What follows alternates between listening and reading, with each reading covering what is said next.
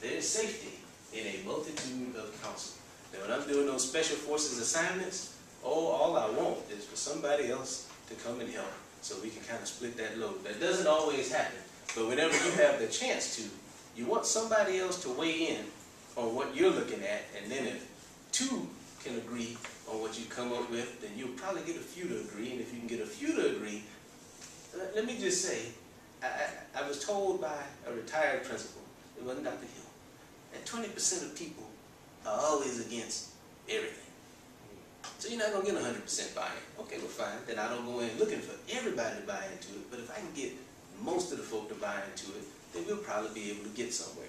We just had a situation maybe a week ago where we wanted to strategize about helping our kids pass the graduation test for next year.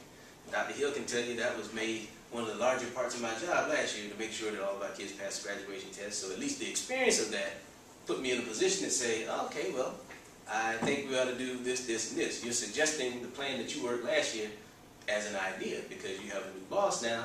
You don't want to tell your boss what to do.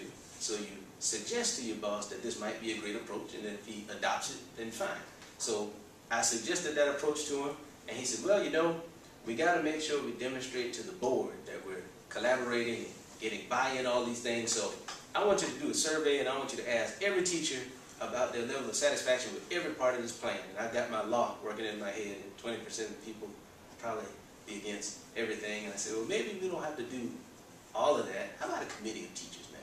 How about a committee of teachers that will sit in this room and at least sign off on and agree to the biggest elements of the plan, and then we roll it out to the general population. We might get where we're going that way. They took me up on my idea, and I said, okay, now see, he was involved in it, I was involved in it, and we had a committee of teachers involved in it, and I think we have something now that we can all work with. Now stay tuned. I think we put together a good plan. We'll just have to see where it goes.